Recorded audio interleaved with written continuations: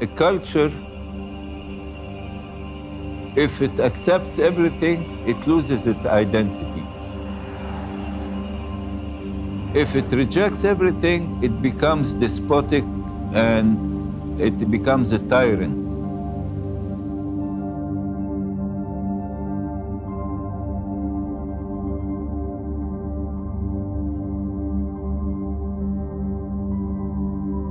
Students today talk to us about identity, because architecture and the city has a very strong symbiosis with the identity of the person.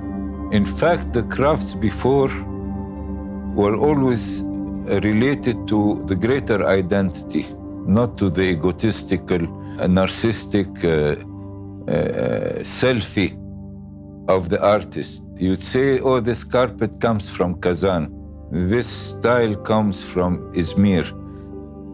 This brocade comes from Bukhara. This pattern is called the Egyptian. The other pattern is called the Halabi, which is from Aleppo. Craftsmanship is not just doing something. A craft is a way of supporting your identity. The greater identity is the collective one. And of course, the greatest level of identity is, of course, to recognize your creator. This gives you the most powerful identity, to realize who created you.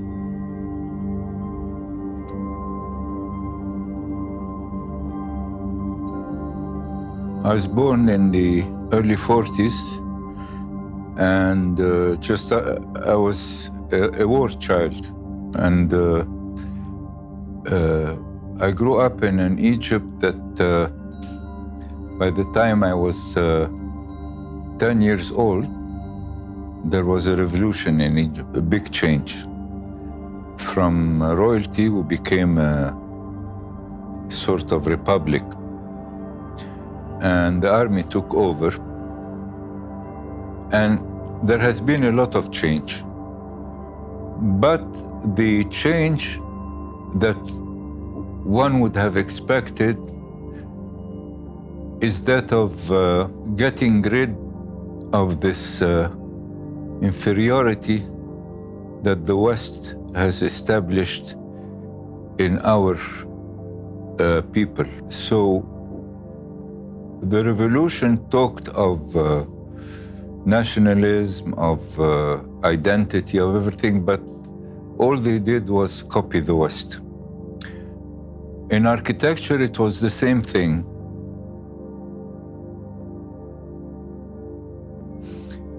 And I tried to do some research on how an architecture can be made proper for my Egypt.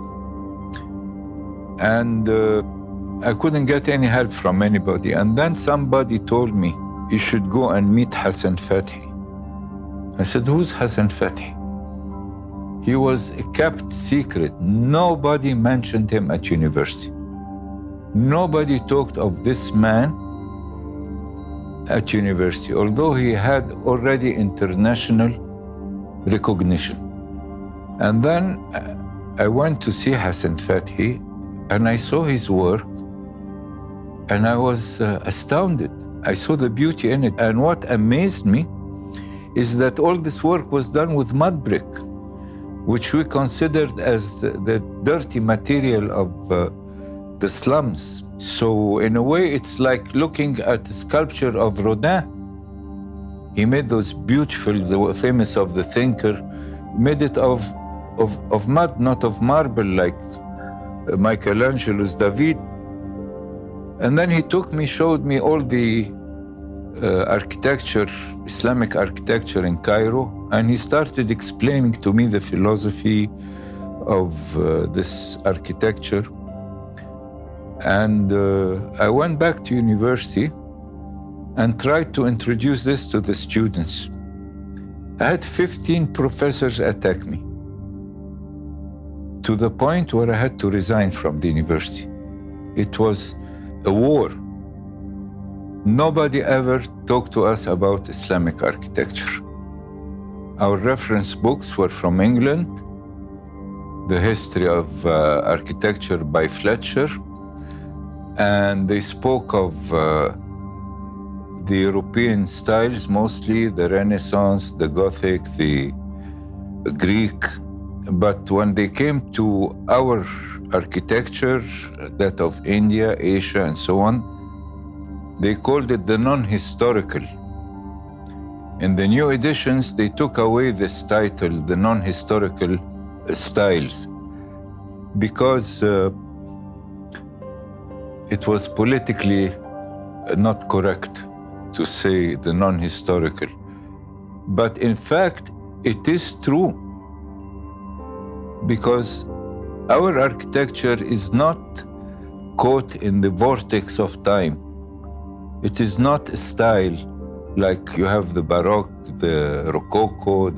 No, the architecture is not placed in time. It is placed in space.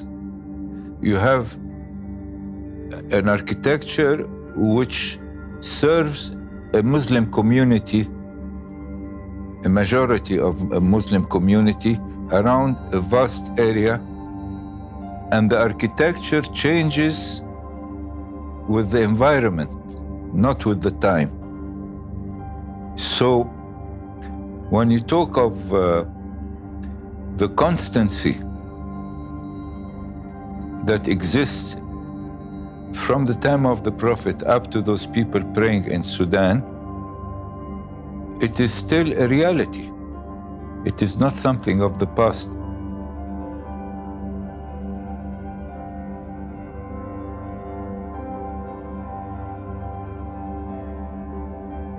At the time, 69, we went to the moon.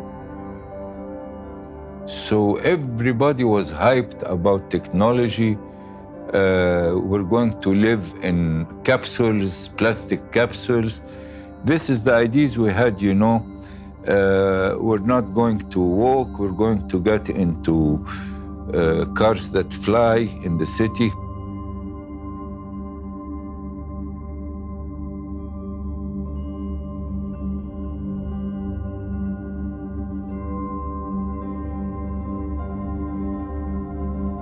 The problem with the futurists, they build it according to their dreams.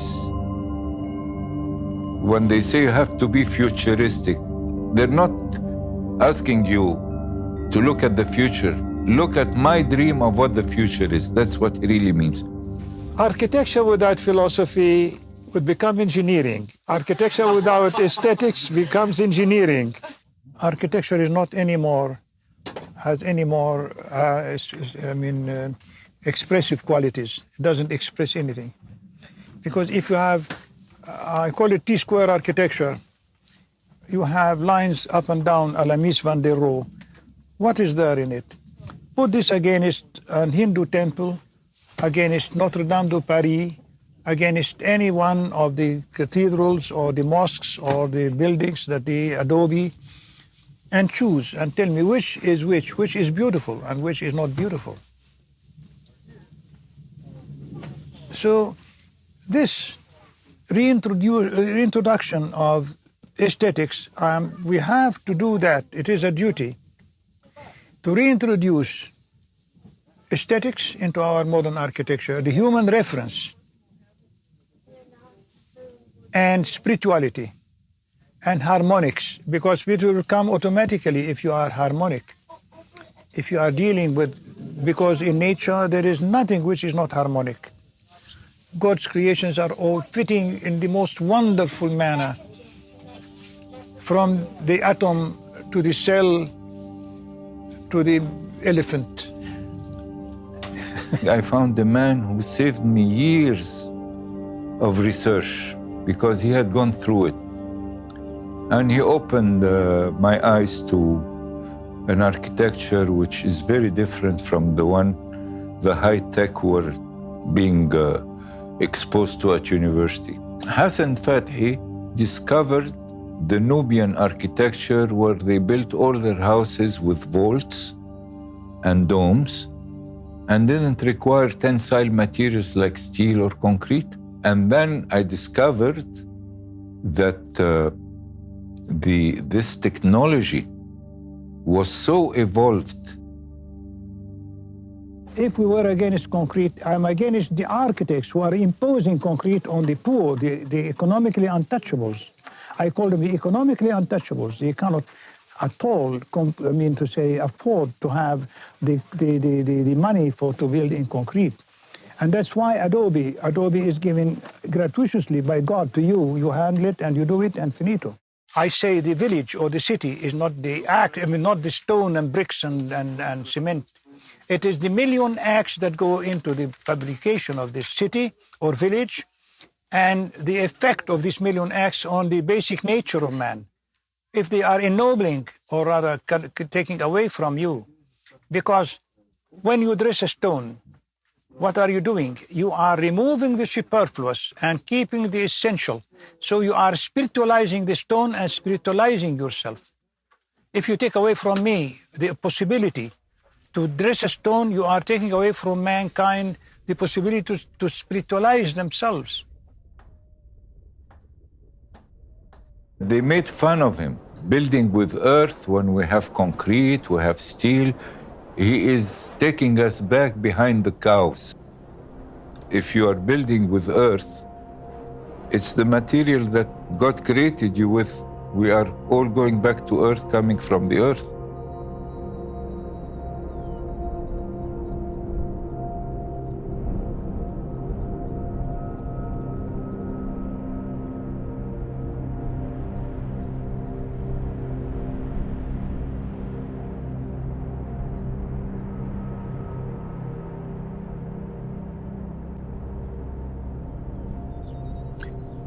Why don't you have any ruins of any palace in ancient Egypt?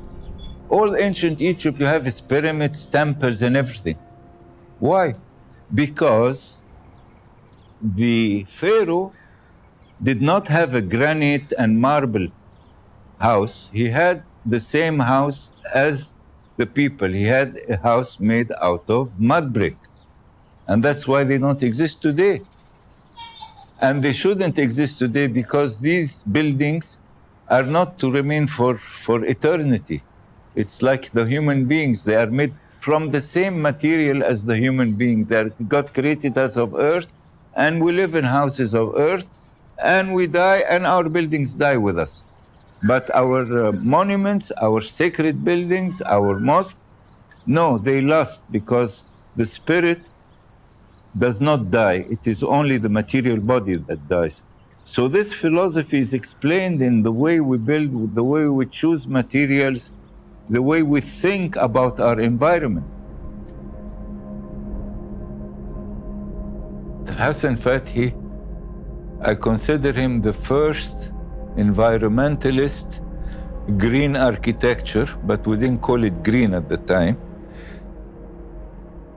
And that's why you will have people, when we are cut off from nature, from animals and plants, you have flower vases and pots, flower pots that you put on your balcony to be nearby to because when you have the town is only asphalt and concrete and glass and aluminum and in lampposts and high-rise buildings and automobiles, there is nothing living. So now needs, you cannot live in this atmosphere apart, because why do we have pet animals, cats and dogs? It is because we are created to live with these beings. We are not created to live in cement and asphalt. This is dreadful. And it is practical, I know, and whatever you want to say, but never beautiful or rather sympathetic. So we started a whole new career, that of working environmentally, using local materials, using semi-skilled labor, and using traditional craftsmen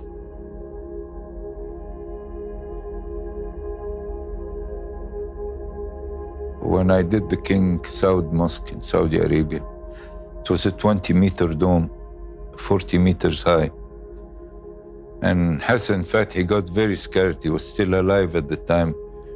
And he told me, don't do it. You're risking your career. You mustn't do any work without having a structural engineer. I said, there's nobody who wants to sign my work. They want to put steel in it. If anything goes wrong, you'll be in prison for life. He said, you're risking your whole career with... I said, I have no other chance. I won't get that chance again. And as you saw in the pictures, I had the masons build the dome on the air, no formwork. It was very cheap to do. It was faster and much cheaper than having a precast concrete and so on, without the complication.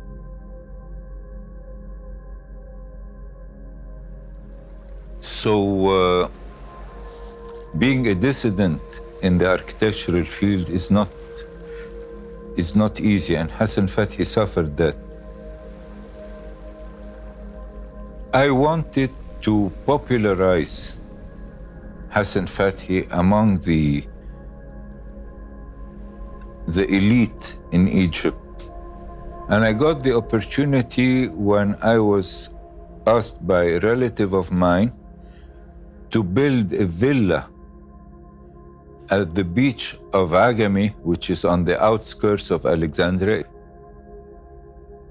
The big surprise came when I won the Aga Khan Award, the first Aga Khan Award in 1980, and they put my house in the front cover, and they said, that's the sort of icon of what the award wants to show.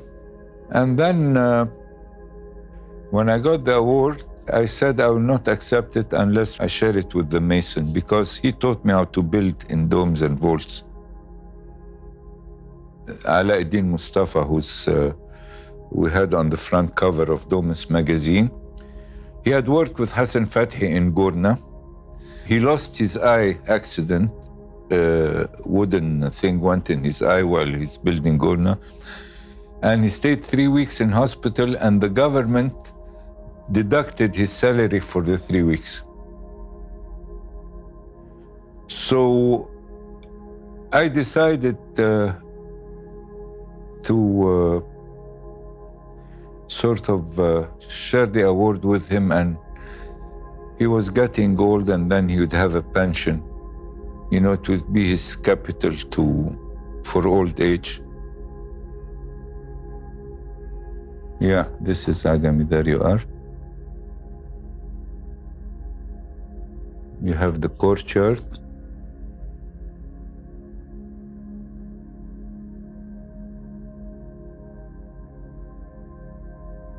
You have the open staircase, which was a lot in traditional houses. You have a fireplace in the courtyard, a nice cozy sitting area with a fireplace when it's cold at night. You have here Juliet's window, and here you have the seat of Romeo. So you can make a theater here.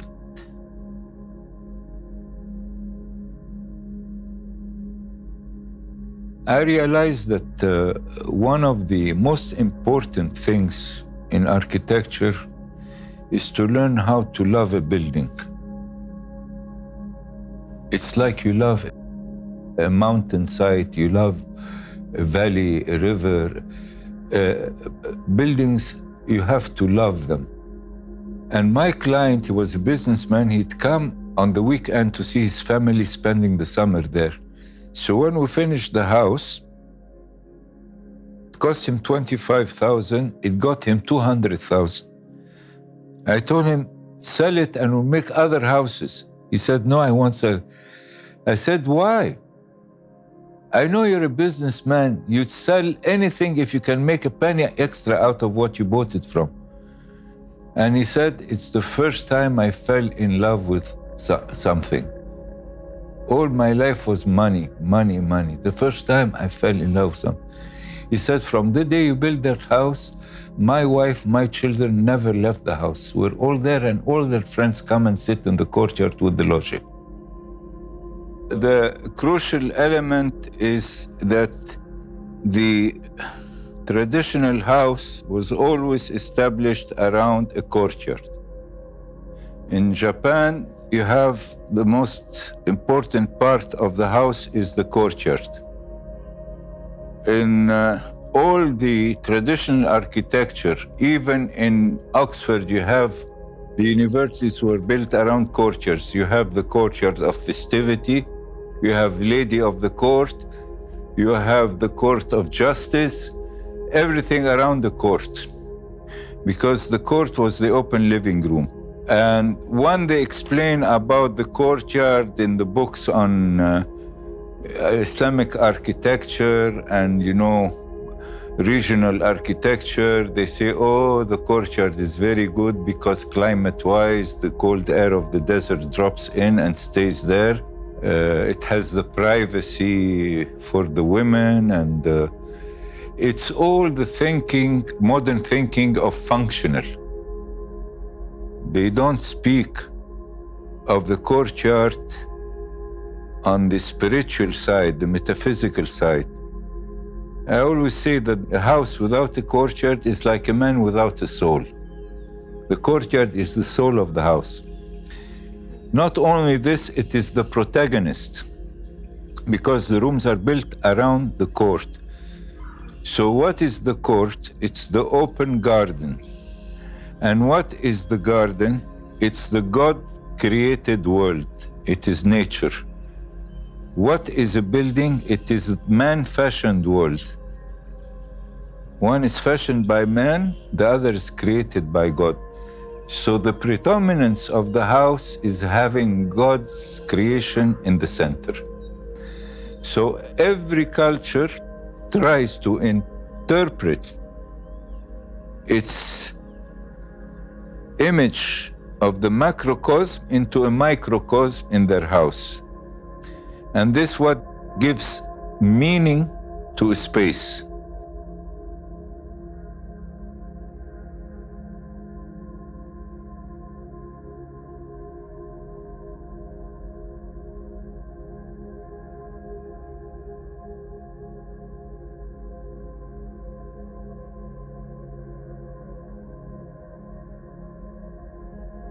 When you study traditional art, you realize it's better than reading Einstein's space-time and motion, because the impact of the image is powerful, it's direct. It doesn't need the rational brain. It speaks to the heart. It's direct, what the ancient Egyptians called the intelligence of the heart. I remember when I was a child, I said, why isn't the ceiling falling on me? So I was wondering, how is it kept like this? Because I know that things fall. But in a traditional house, you'd have the wooden beams. And a child would know that a wooden beam will not fall because he would hang on one or have a swing. So the natural order explains to him why the ceiling is not falling, because those beams are supporting it. So the understanding of the external world, of the physical world, is explicit to the psychology of the child. When we grow up, we lose a lot of this, but until the child learns 100 times more than many things that an elderly person stops learning, but the child is always learning language, things and so on. So the whole intelligence of the human being is the interaction with his environment. And in fact, a culture is really the interaction of man's intelligence with his environment. That is culture. And the environment is two. There is the physical environment and there is the spiritual environment. When you study symbolism, it's very different from science. When you lose the symbolic language and you become like today, you don't see beyond the words. You don't imitate the creation of the creator by mimicking it. No, by using its principles. So this is the transformation of nature in art. The nature of the palm tree is transformed in art by following its principle of shading.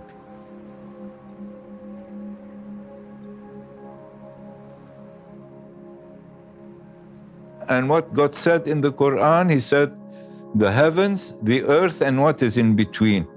And the mosque, you have the earth is symbolized by the cube in all, not only in Islam.